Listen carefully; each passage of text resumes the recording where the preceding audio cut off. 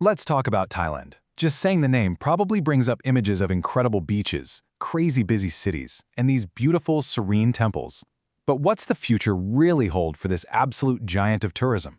Well, today, we're going to peek into a kind of crystal ball, a recent study that forecasts who's going to be shaping Thailand's travel scene in 2030, what they're really looking for, and what it all means for the land of smiles.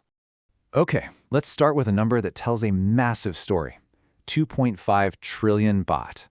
That's the mind-blowing amount that travel and tourism pumped into Thailand's economy back in 2019. We're not just talking about an industry here.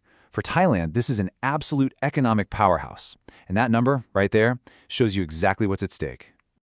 So, with that colossal figure in mind, you have to ask the big question. Who's going to keep this engine running for the next decade? I mean, the world of travel is changing so fast, and Thailand's future really depends on knowing who, exactly, is getting on those planes. So let's pull back the curtain and meet the visitors of 2030. This is where we dive into the core predictions from the research, and honestly, it paints a surprisingly clear picture of which nationalities we can expect to see topping the charts. You'll see some familiar faces for sure, but also some powerful new dynamics at play. So, looking at the forecast, you can see a really strong, persistent trend. China is set to hold on to that #1 spot, not just in how many people are visiting, but also as the biggest spenders, and that's a huge deal for the economy. Japan and India are still right up there, super consistent key markets, which shows these deep, ongoing ties. But here's what's really fascinating: the growing power of regional travel. We're talking about ASEAN countries, places like Laos, Myanmar, and Vietnam. They're becoming a major force. It kind of signals a future where your neighbors are your most frequent guests. And all the while, Russia's holding steady as a strong and significant market. The message here is crystal clear. The future of Thai tourism is definitely anchored in Asia. But you know, it's not just about nationality. There's this huge demographic shift that's reshaping the whole market. It's being called the silver wave. If you look at key European markets like Italy and the UK, a massive chunk of their population is over 65. These senior travelers, who often have more time and money, are looking for longer, more relaxed trips. They want deep cultural experiences and sightseeing, which, let's be honest, is a perfect match for the incredible depth Thailand has to offer. And that really brings us to a deeper point here, because the changes go way beyond just demographics. The research shows this fundamental shift in why people travel in the first place. It's not just about where you go anymore. It's about the meaning, the significance you find when you get there. This quote from the research paper just nails it. The old idea of accumulation, just ticking off a list of sites to show people back home, that's fading out. Think about it for a second, right? Do you travel for the photo or for the feeling? The new mindset is all about chasing something more meaningful, something that truly enhances your own experience of the world. And here it is, side by side. The old tourist mindset was often driven by things like social status and, just escaping the daily grind. But the new tourist? They are on a completely different mission. They're searching for real, meaningful engagement with local cultures.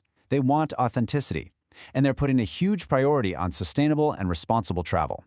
It's a really powerful shift from just consuming a place to actually connecting with it. Okay, so we know who's coming and we know what they want, but the real billion-dollar question is turning all that knowledge into a solid strategy. How does Thailand build a blueprint to make sure it has a thriving and, just as importantly, a sustainable future for its most valuable industry? Of course, this future isn't without its hurdles. The research is really clear that success means navigating some tricky issues. I mean, how do you avoid the traps of overtourism while still growing? How do you protect the very environment that people are flying across the world to see?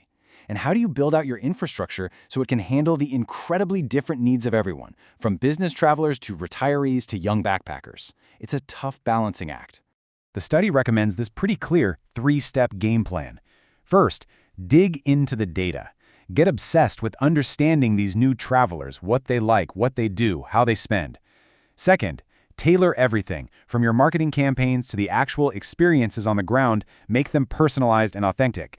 And third, and this might be the most important one, create strong, sustainable policies. That means getting the government and the industry working together to protect the very culture and nature that makes Thailand so special. So let's zoom out for a second. What does all of this tell us about the bigger picture? Because what's happening in Thailand isn't just happening in a bubble. It's really a preview of a much larger story about the future of global travel itself, and what it even means to be a traveler in this century. At the end of the day, the biggest takeaway is this. The evolution of travel is moving beyond just finding new spots on a map. It's becoming a search for new purposes, for connection, for personal growth, and for a more meaningful relationship with our planet. And that leaves us with one final powerful question to chew on. This research gives us a glimpse into Thailand's future. Yeah, but it also asks something bigger of all of us. As we, the travelers, keep changing what we want from our journeys, how will that, in turn, reshape the very world we set out to explore?